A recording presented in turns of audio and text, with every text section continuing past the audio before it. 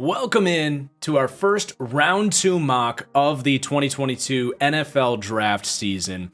I got to thank all of you best fans in the business, man. I asked for 2,000 likes to get a second round on Sunday's mock draft, and you guys came through. You didn't just get to 2,000, you got to 2,000 in 5 hours, which helped that mock draft be the most successful first day video I've ever had. Almost 30,000 views in the first 24 hours. So the like button works, man. And thank you so much for your support. Do hit that like button again down below. No like goal for round 3. I'm just not prepared for it yet. I want to make sure I give you guys good analysis, maybe on the next round of mock drafts. But this is going to be a really fun one. Let's get into it. I do need to get out of the way, though, before we hop in. I mentioned when the Seahawks took Sauce Gardner in the first round. I mentioned the quarterback situation. I said they're probably going to get Baker Mayfield, and in this reality, we are going to make that happen, but it will be for a third round pick. I think Seattle holds a lot of leverage to get Baker for cheaper than you would think, so that's why it's only a third round pick. The only other team kind of in that market is Carolina, who doesn't have a second or a third round pick. Cleveland can't cut Baker Mayfield because they would have to pay his entire salary and put that on the books. Whereas if they trade him, it all goes to Seattle. So Seattle gets Baker for a third, which obviously changes their quarterback need, as a lot of these quarterbacks are still on the board heading into the second round. So that's out of the way. Let's get into the second round mock with the Jacksonville Jaguars kicking off the second round as well. And Jags fans rejoice. George Pickens sitting right there. This feels pretty likely. I don't know if George Pickens is going to sneak into the first round, but this is a guy that has a potential number 1 wide receiver profile. 6'3", almost 200 pounds. Definitely a perimeter vertical threat, but he's got some good route running in there, and he's got limited experience. He's still very young. He can continue to grow with Trevor Lawrence. He's a good fit with the pieces that they do have there because he can go outside. Christian Kirk can play slot, play outside. You got Laviska Shenault, Evan Ingram. You've got Travis Etienne underneath. It just is a very reasonable piece to add here. And as you get into the second round, this is something we'll talk a lot about. You want to find specific roles for your wide receivers so that they can all line up and win in different ways. So you can have that diversity of skill sets in your wide receiver group. And that applies directly to my 34th overall pick here for the Detroit Lions. We went 2 defensive picks in the first round, but now we're taking Jahan Dotson, who, just like I said with Jacksonville, Jahan Dotson fits perfectly into the existing talent there. You have DJ Chark as your deep threat. You have Amon-Ra St. Brown as your slot guy. You have TJ Hawkinson as a true number 1 tight end. But Jahan Dotson can fit right in there and do a little bit of everything. I love his explosiveness, his route running, his toughness to attack the ball over the middle of the field on dig routes and stuff. And all of a sudden, with an offensive line coming back that should be locked and loaded, and now a receiving group that's looking pretty good, especially compared to what this team had last year, this is one of the most attractive quarterback openings in the league. You got an extra first-round pick next year, and you can really attack next year's class. Let's move on to the New York Jets, where we're going to grab Arnold Ebiketie, who I think could easily go in the first round. It's just a really deep edge group. He would have been up there for me in last year's group with those edge guys for conversation for the number 1 edge in last year's class. Definitely check out my top 10 edge video from last week, where we dive into him a little bit more and why he can be productive right away. But I just don't think they see Lawson as a long-term solution there after coming off another serious knee injury. Anything you get from him is great, but you don't want to come up empty-handed with Robert Saleh's defense with your number 2 edge player there. So Arnold Ebiketie gives you a third guy right away, and a long-term answer as well is just a good number 2 edge rusher, which is hard to find in the second round. You're benefiting from a deep class here. Then at pick 36, I think this will be my most controversial pick in this entire second round. And it's Sam Howell to the New York Giants. And I know they are giving Daniel Jones everything he needs to succeed. Well, we did that in the first round. We drafted him 2 offensive linemen. I originally had Drake Jackson here, and I'm just like, he's a decent prospect, but you can't compare kind of a dart throw at edge like Drake Jackson to the value of getting a Sam Howell here at the quarterback position for the Giants. I do think Sam Howell needs to sit and develop, but just the physical tools, the difference between Sam Howell and Daniel Jones, it's crazy. If you want to talk about arm talent, functional mobility, Daniel Jones is fast in a straight line, but he doesn't have that ability to extend plays and create like Sam Howell. And what this does is, okay, you have Daniel Jones as your starter. If he plays well, that's great. But he's heading into his 4th season. You're going to need to give him a contract eventually. This gives you a potential cheaper, higher upside way out. You get a chance to get him in your building and evaluate him and see if the 21-year-old product, Sam Howell, you can get the 2020 version of him back, who was a much better quarterback than the 2021 version. And you just have options now. Because honestly, after we improve this offensive line, I don't think this team's going to suck with Brian Daboll. I don't know if you're going to be in a great position to draft one of these top quarterbacks next year. So this gives you options. You have the option of Daniel Jones working out, former 1st-round pick. That'd be great. If that happens, you're happy. And you can trade Sam Howell for a 2nd-round pick next year, which might be a better draft class. Or Daniel Jones just doesn't take that next step up, and you go to Sam Howell at the end of the year or into next year. I think this is a more scheduled approach to the quarterback position as opposed to just putting all your eggs in the Daniel Jones basket. We avoided quarterback in the 1st round, but I do think you got to think about that position group a little bit because let's be honest, having Daniel Jones as your only quarterback just isn't an ideal situation. I'm very curious to hear what Giants fans think about that pick. But let's move on.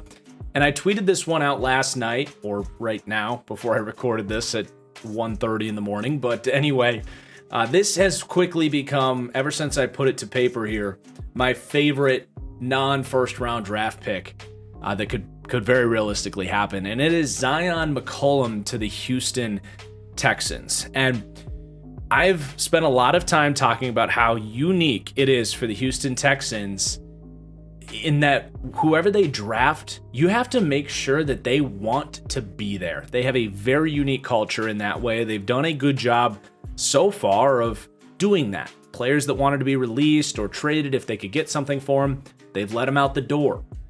They've brought in a lot of kind of underdog stories, rejected players, guys that just are happy to get the opportunity to be in Houston. But last year, that was the same situation, but they didn't have a lot of picks, right? They didn't have a 1st or a 2nd round pick.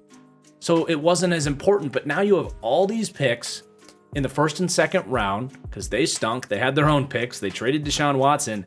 You have all of this capital, but not every player is going to want to be a Houston Texan. There's a lot of young players that played at top programs that have Super Bowls and big markets and winning games on their mind that just are not going to buy into the culture here. So you have to be very selective in the players you get, but you also don't want to just reach for 3rd and 4th round prospects. So that's why Zion McCollum is a sweet fit here. Why? Well, number one, it's a huge need, cornerback. You don't need a second look at their depth chart to see why. Second, Zion McCollum is a D1 AA player from Sam Houston State who's just been praised for his character and leadership. So from that angle, he fits in. Oh, and bonus, he grew up in Houston and played at Sam Houston State right up the street. So he probably grew up a Texans fan. Oh, and he's a really high upside cornerback prospect who's going to go a lot earlier than some of you guys might realize. I compare him to Sean Murphy-Bunting, who went to the Bucs with the 39th pick. Here we are at 37.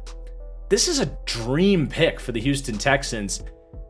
And I think it's going to happen, man. It just makes way too much sense. So Zion McCollum, high upside, lengthy, physically gifted corner, who's just taken some time to get into the league because of the COVID year and because they had a spring season. And obviously it's harder to get noticed at Sam Houston State, but he has all the tools to be a number one corner in the NFL. All right, then we have the New York Jets. Another pretty sweet fit here. We're going to take Travis Jones out of UConn. My comparison for him is Falaranzu Fadukasi, who just left the Jets. Travis Jones filled in for Falaranzu Fadukasi at UConn, did a great job, looked just like him, and now he's going to do the exact same thing for the New York Jets, who have just added a ton more talent to that defensive line that's getting real deep and real talented, but they need that role back in that defense as that good starting run defender. So Travis Jones to the Jets makes a ton of sense. Then we have the Chicago Bears at pick 39. It's going to be Bernard Raymond out of Central Michigan. He got a lot of first-round hype early on. I like Bernard Raymond, but I couldn't really match that, but it seems to have cooled off a little bit. I'm not seeing as much Bernard Raymond in the top 20 or even in the first round, but he's a great fit here in Chicago. What I do love about Bernard Raymond is he is a nasty, athletic run blocker.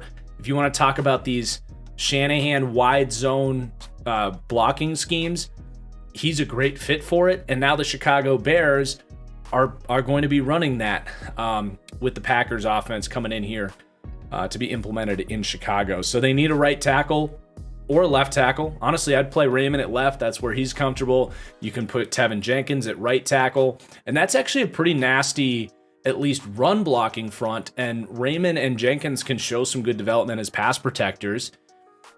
It's a pretty damn good pick for the Chicago Bears, getting borderline first round value in that system with Bernard Raymond at a very important position.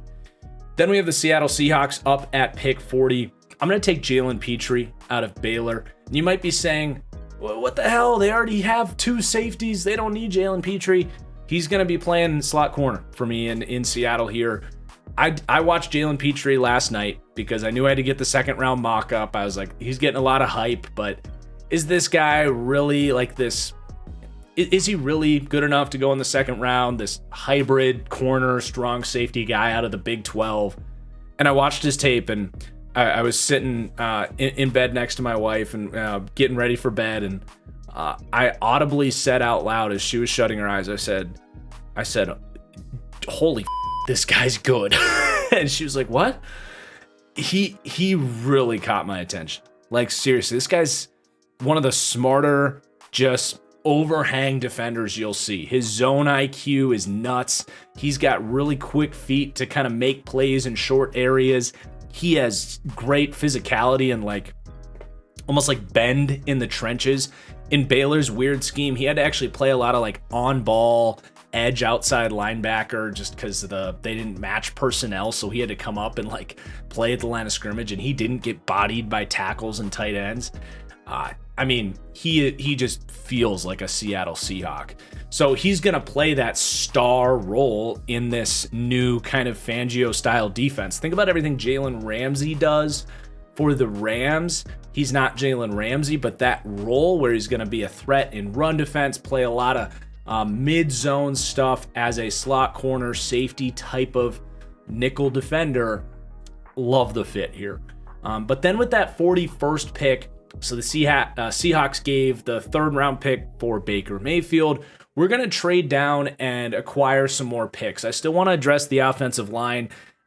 There's a lot of depth with these kind of wide zone style scheme fits. I have a couple players in mind, but 41's a little bit early for guys like maybe Parham or Max Mitchell, those kind of guys who fit the offense that Seattle is going to run here. So we're going to move down and we're going to come up for Kenny Pickett with the New Orleans Saints. Still sitting there, man. It's just a lot of these quarterback rooms have been filled around the league, and it's just, I think we're going to see, I don't know who exactly it's going to be, whether it's Corral or Howell or Pickett or Ritter. There's going to be a handful of these guys, I do believe, that sneak into the second round.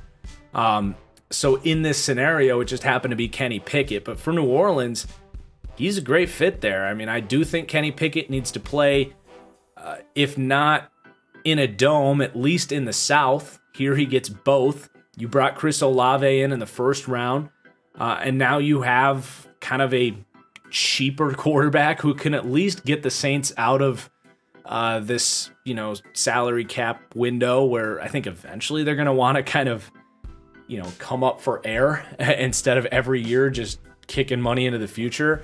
Kenny Pickett on a rookie contract gives you an extended window to do that. I don't know if you're going to be able to keep getting Jameis Winston for cheap, especially if he plays well. So, Jameis might start this year. Kenny Pickett might start this year. They're, I think, comparable talents, at least right away. But Kenny Pickett's got a little bit of an it factor, and if inside a dome, I wouldn't be surprised if he turned into a really quality starter. I still hate how he bails from clean pockets pretty much every time he gets one, but this would be a great pick for the Saints. Probably not going to be here in real life at pick 41, but I don't think it'd be the craziest thing in the world if he was. And honestly, if the Panthers don't take him at 6, I think there's actually a pretty good chance he is going to fall into the second round. But let's move on to the Indianapolis Colts at pick 42. I thought about Desmond Ridder here, but I think this team sees a window with Matt Ryan, and I think taking Ridder just complicates that. So I'm going to give Matt Ryan some more help, and that's going to be Sky Moore. Really fills what this Colts team needs. Paris Campbell as your slot guy, but he just hasn't been able to stay healthy, and I'm not going to count on him. Sky Moore gives you that separator type, a reliable chain mover on third downs, a little more explosiveness at wide receiver. Would just be a fantastic fit. He fits their scheme very well as well. And then at 43 with the Atlanta Falcons, we got to address this edge group, man. They have nobody here. Now, ironically, I'm drafting a player that I've compared to the one guy they do have. So that's Drake Jackson, who I compare to Lorenzo Carter. So at least you have two similar body types for this scheme. Drake Jackson's the highest upside edge available and the highest edge on my board available. I do have a second round grade on him. I don't love his development track at USC. He didn't really grow, but the traits are there. He gets an experienced defensive coordinator in Dean Pease, who's spent a lot of time at the Baltimore Ravens developing players with physical talent like Drake Jackson. So it's just a dart throw I think you have to make because he's one of the last remaining kind of exciting edge pieces with upside in this deep class. Then we have the Cleveland Browns at pick 44. We are going to grab John Mechie and continue to fill out this wide receiver group. They got Amari Cooper. They have Donovan Peoples-Jones. They have Anthony Schwartz. Those guys are solid, but I want to get another wide receiver in the building here for the long-term plan with Deshaun Watson, and that's it's a great spot, honestly, for John Mechie. He's got his Alabama mentor in Amari Cooper, who, honestly, for everything you can say about what happened with him in Dallas, I do think he was a great mentor for CeeDee Lamb, and we saw a huge increase in CeeDee Lamb's route running ability, honestly, that looked a lot like what Amari Cooper can do in his routes. So I think that would be similar with John Mechie here. And the Alabama connections only makes it sweeter. So I don't know if he'd start right away, but he's a great scheme fit with what they want to do with those deep crossers and get guys down the field. I also, just another note here, John Mechie was great with Bryce Young. He was the guy in scramble drill situations. He was the guy that was really good at popping open in front of Bryce Young's face. And Deshaun Watson obviously is going to be extending a lot of plays. That's what he does well. So just a great fit to get John Mechie in the building here. Don't think a lot of Browns fans will complain about that. Then the Baltimore Ravens up at pick 45. I want to get them some offensive line help after we went defense in the first round. And it's Daniel Falele. This is the kind of guy that the Baltimore Ravens take and turn him into a superstar. Players at his size should not be able to move like he does. Now, some Ravens fans might disagree with this because we took Ojabo. Now we're taking Falele, who might not start right away as they drafted Morgan Moses. I do get that, but these are incredibly high upside players that are going to give you, long-term potential superstars at critical positions, tackle and edge. And Falele is a just a perfect fit for their power run scheme. He is a more athletic version of Orlando Brown coming out. So I get it. You might not even be starting both of these guys week 1, first, second round. But I really think the 2023 Ravens are going to be very happy that they made these picks. And I think the Ravens have less immediate needs than Ravens fans realize with all these guys coming back from injury. And I know you want interior defensive line. The talent's just not here. I don't like this interior defensive line class. So you're just going to have to look towards free agency for that group. But let's move on to the Minnesota Vikings. We're going to grab Kyler Gordon, just a tough, smart, instinctive corner. Maybe long-term projects as a slot, but I do think he can step outside in what's going to be this quarters-heavy, off-man Fangio system. And they need corner, man, and he's the best plug-and-play option in the second round. And it's kind of a no-brainer pick after we took offensive line in the first round. But then Washington at pick 47. I guess all my controversial draft picks in this one are coming out of the NFC East. I'm going to take Breece Hall out of Iowa State. And a lot of Commanders fans might be disappointed in this one. Some might like it. This is just my own opinion, and it's unpopular, but I don't know at this point if Antonio Gibson is a true 3-down back. He's only got 2 years left on his contract. I don't know. He's a little bit underwhelming in the receiving game. He has very explosive runs, but I think he has some of the worst vision out of any starting running back in the league. He's just incredibly inconsistent. I think there's a reason they use J.D. McKissic so much on third downs because he's just more trustworthy. I like Antonio Gibson, but Breece Hall is one of the 10 best players in this draft class. Now, value-wise, of course, it's running back. You can't put him in the first round, but you can definitely put him in the second round. This is where all of the best running backs, for the most part, in the league come from. Second, third round. Breece Hall can be an Alvin Kamara level back. He can be a Dalvin Cook level back.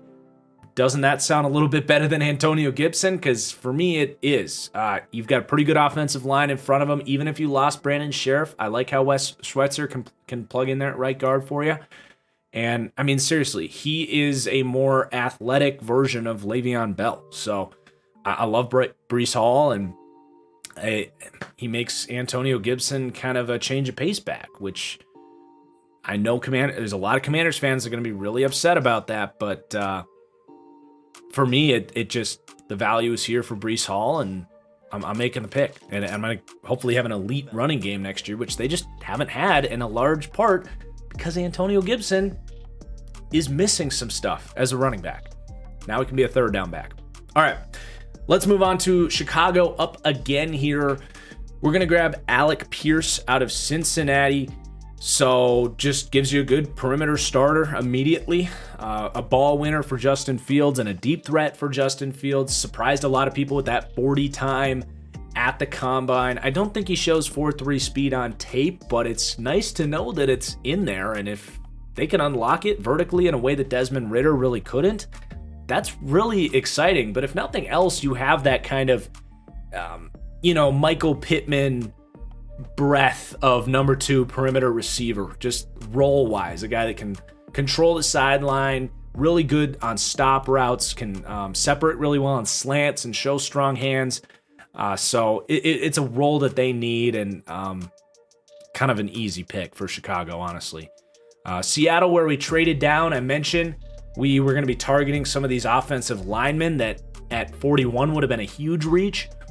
Would rather get an extra pick to come down and take a guy I probably would have taken at 41 anyway, and that's Max Mitchell. This tackle group is a disaster. Both starters from last year are gone with no imminent relief coming in. Max Mitchell is a just crafty, tough zone blocker. He's like a poor man's version of Bernard Raymond, and he will start day one at left tackle for the Seahawks. And he's pretty athletic. I think he can continue to add play strength and maybe even be a long-term answer for you. But if nothing else, he gives you like a Band-Aid starter at tackle, which, God, this team needs. And I'm not trying to sell his upside short. It's just, you're drafting a starting tackle in the second round. You can't expect him to be a superstar right away. That's why we traded down to take him. But then the Chiefs up at pick 50. Easy fit here. Roger McCreary fills right in the void of Charvarius Ward, who's just a kind of underrated man corner. Roger McCreary might be a little bit shorter. He's not the fastest guy in the world, but his man technique is incredible. His press technique is awesome. He's just a sticky man corner, which is what the Chiefs value. They have a huge hole.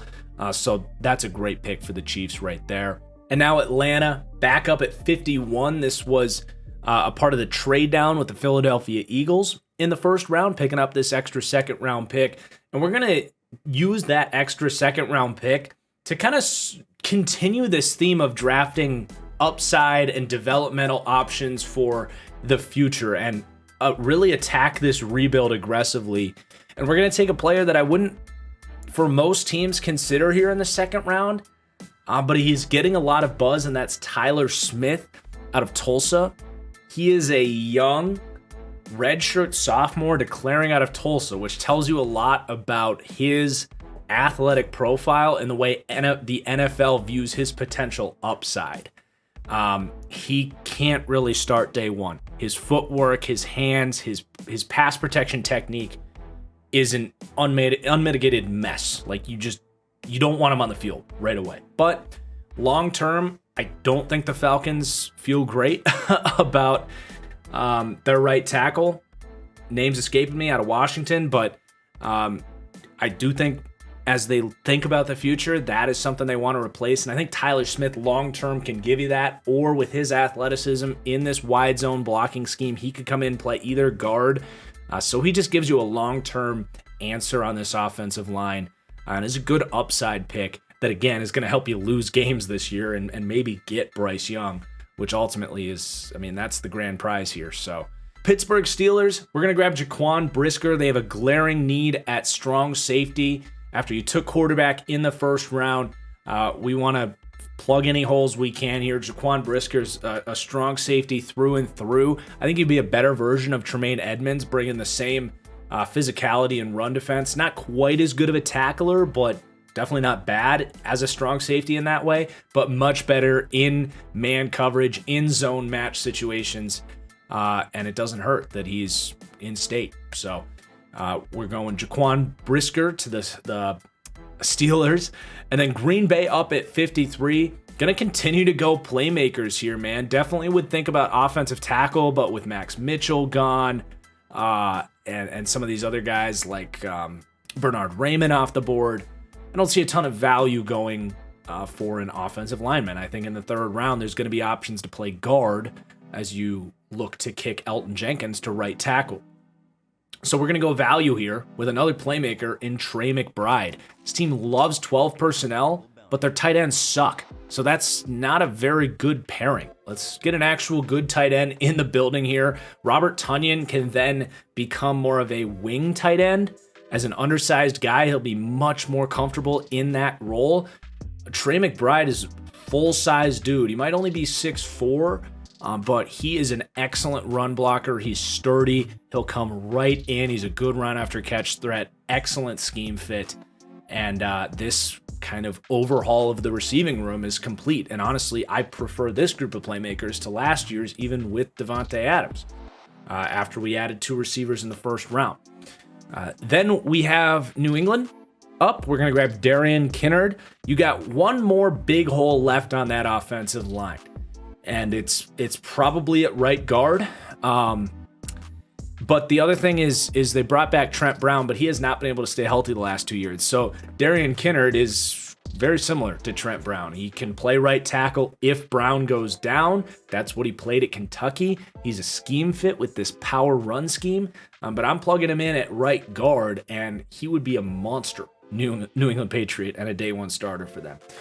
Then the Arizona Cardinals up at pick 55. Shout out to a couple of you guys in the comments mentioning the trade up in the first round was suspect because they don't have a lot of mid-round picks. Well, we're going to recoup some of those after we moved up a little bit in the first. We're going to have the New York Jets coming up to grab Nakobe Dean. Talk about that in a second, but the Cardinals are going to get a 4th And they're going to get the 69th pick in the top of the third round. They're also going to get the Jets' fourth and fifth round picks. And the Jets have a ton of draft picks. It's almost too many. So to come up and get Nakobe Dean here is a great spot. The Jets and Robert Saleh's defense, they have that second linebacker spot that is, they have room for that undersized, weak side linebacker. And paired with this staff, with Jeff Ulbrich, who's maybe the best linebackers coach in the league. Nakobe Dean next to CJ Mosley as your Mike there. He's just an upgrade to the other guys they were throwing out there, whether it's Quincy Williams or the other guys, Thompson, Asiriel Dean, and what's Sherwood, the Auburn kid they drafted. Nakobe Dean's just a better version of that weak side linebacker, similar to what they had in Dre Greenlaw in San Francisco. I don't really need to explain why this is an excellent fit for the Jets. I do need to explain why I haven't taken Nakobe Dean yet. I think he's a weak side linebacker. I think he's similar to a Jayon Brown or a Kaiser White. I just think he's incredibly overrated as a prospect. I don't think he has incredible speed. I think he has very good speed. But I think there's a reason he's not running his 40. I think he would be in the 4.6s, and that would for sure drop him out of the first round. I don't think he had a ton of opportunities to show good zone instincts. He's good in man coverage as a cover linebacker. And his production was just skyrocketed because of that front at Georgia and the scheme that they ran that just had these wide open running lanes for Nakobe Dean to run and chase. It's not going to be as simple for him at Georgia. So he is a worse prospect than I think pretty much everybody else is saying right now, in my opinion, of course. But in this system, after we loaded up the D-line in a scheme that works well for him, where he can come in and start at weak side linebacker right away next to CJ Mosley, who's going to be that thumper in the middle. Woo-wee. This defense in the second round here, and you got Kyle Hamilton in the first, which is another big conversation going on right now. But, man, Robert Saleh is loaded on the defensive side of the ball. And we even got Garrett Wilson for Zach Wilson. So this would be just an amazing draft by the New York Jets. And I don't think it's the craziest thing for them to pull this off. I feel pretty damn confident that Nakobe Dean's going to at least fall into the second round, if not the end of the second round. Okay, Dallas Cowboys up at 56. Cowboys fans were asking for offensive line in the first round. I did not like the value there with the players that were available. So we're going to take one now in Abraham Lucas, who I don't know if he's even going to start for you, but you need options there. I think Connor McGovern at left guard, who they wanted to get on the field at fullback last year, I think he can plug in and play left guard. I think he's developed. I think they were willing to let Connor Williams go so that he could start. And then you have Terrence Steele, who played really well at right tackle last year. I think he's a big reason they were comfortable moving on from Lyle Collins. But I think it would be really nice to have some security there in Abraham Lucas, who's just a polished pass-protecting right tackle, which is exactly what you need. It also gives you insurance if anything happens to Tyron Smith, who's an injury waiting to happen. So this is just a security pick for your offensive lineman, who I think would see playing time one way or another in his rookie season. Then we have the Buffalo Bills up at 57. Luxury pick here, grabbing Kenneth Walker, finally getting upside at running back for the Bills. You've had Zach Moss, you've had Singletary, decent options, but Kenneth Murray gives you a home run hitter with long speed. He gives you a cold weather power back to just wear down defenses if you want to go that route. Obviously, this is passing offense, but just think back to that Chiefs game in 2020 when it was rainy and kind of cold and wet. They couldn't really have that physical element on the ground. This gives you that. So really fun pick for the Bills. And then Atlanta up at 58. Gonna grab Chad Muma out of Wyoming. Really athletic guy. Kind of needs to learn how to play the position a little bit, but he plays with all of the physicality you want to see. Really fluid hips. This guy can run man coverage, even though he's a bigger guy. Reminds me a lot of Logan Wilson just a couple years ago coming out of Wyoming. He's turned into a really good linebacker for a Super Bowl competing defense for the Bengals. Gives you more size at linebacker after you lost Foyesett Alukin. You still have Deion Jones there, but for the first time, you can actually have some beef in the middle there with a just aggressive, strong linebacker. Something this team's been missing for a long time. Then the Houston Texans up at 59. Same concept here. We got to find players that have upside and talent at important positions, but players that want to be here. So we're going to take Cole Strange on the interior of the offensive line. I think he can start at center for you. He could start at guard. You have some veteran options in the middle there, but I do think they need another piece on the O-line. So we've added Evan Neal, Cole Strange, who's just a gritty, tough, underrated athlete out of Chattanooga with just hammers for hands. So I like Cole Strange. I think he goes at the end of the second, early third round. Houston Texans are a great fit out of Chattanooga, another kind of underdog, tough guy, really building up that culture in Houston so that when you do draft Bryce Young next year, you have a legitimate team so that quarterback is, feels pretty good there. Then we have the Tampa Bay Buccaneers.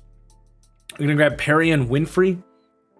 Just a dream fit for the Bucs. I mean, Winfrey for me, he's just that kind of full steam ahead, shot out of a cannon interior rusher. He has no game plan. He has no discipline in run defense, which they won't really love. He'll probably only play on third downs for them. But next to Vita Vea, with Shaq Barrett, with kind of the chaos agent in Joe Tryon, you can just put Perrion Winfrey as a shade outside of the guard and just say, blow up that gap. And occasionally he'll be able to spin around and do some stunt work. But he is just a weapon for Todd Bowles in this defense. And they need another interior piece after a lot of these guys left in free agency. San Francisco up. Going to address this offensive line with their first pick, Dylan Parham. Really athletic, move-blocking interior guy. He can be a long-term center for you with Alex Mack. Just hanging on by a thread. Had a decent year for you last year. But your other two guard spots are a huge question mark. They drafted Aaron Banks in the second round last year. Was always a questionable pick for me. They're hoping he can be good. You've got Brunskill and some Band-Aids on that interior, but Dylan Parham to me gives you a long-term, option on the inside there at probably their biggest need at this point in time. Then Kansas City at 62, really fun pick here. Calvin Austin. He's about Tyreek Hill's size, maybe about an inch shorter. He's incredibly fast. He's really explosive with the ball in his hands. He attacks the ball vertically like Tyreek Hill. He's not going to be Tyreek Hill, but I feel like the Chiefs, when they traded Tyreek Hill, were like, you know what? We can add some other weapons here. We'll fill in some other needs. We'll save a ton of money, and we can use Calvin Austin just like we used Tyreek Hill, and we'll figure it out with Patrick Mahomes because this fit just makes way too much sense. The thing with Calvin Austin that people don't realize is he is a perimeter receiver. He was not, just because he's 5'7", he didn't play slot. He did play outside. And he tracks the ball well. He's got good release, and he has real speed. So Calvin Austin at the end of the second round of the Chiefs. And we've got a big one here at 63. At the back end of this mock draft, the Bengals are going to trade out of this spot. The cornerbacks available were certainly not worth it for me here. And that's really the only position we needed here. It was just tough to come up with a pick for the Bengals. So I looked to trade down and ask who the best player available is for a trade-up partner. Desmond Ridder is still sitting there. So who would come up for Desmond Ridder? How about a desperate team, a desperate coaching staff that doesn't have a quarterback, that doesn't care about 2023 because they know they're probably going to get fired if they can't figure it out? Any teams come to mind on that one? Carolina Panthers are giving up a 2023 second-round pick to come up and draft Desmond Ridder at the back end of the second round. And I like that fit, man. Desmond Ridder is a fun player. He's, I think, a little bit underrated. Missing a little bit of that it factor at times, but a smart guy, good in the quick game, would be a really nice fit, and honestly, probably a better day one option than Sam Darnold. I know you go back to the first round, I said these quarterbacks aren't going to be better than Sam Darnold. I was referring to the high upside guys, the guys like Malik Willis, Sam Howell, Matt Corral, because I can't draft Kenny Pickett or Desmond Ridder at 6. I just can't do it. They don't have the upside to return that. That's like taking Daniel Jones all over again. But at the end of the second round, I think Desmond Ridder's phenomenal value, and you're capitalizing on a lot of teams passing on him. So he gets that kind of chip on his shoulder, and I think Ridder could be the next kind of Derek Carr, Andy Dalton type of quarterback that surprises as a second-round pick and maybe even saves Matt Rule and these guys' jobs now that he has a good offensive line after we took Charles Cross in the first round. And then our last pick here, the Denver Broncos up at 64. Love the Billy Turner signing, kind of filled their last need on offense. So looking at that defense, who are the good players available? What are your needs? Interior D-line, edge. Sure, not the best players on the board at this point in time based on my board. Linebacker, same deal.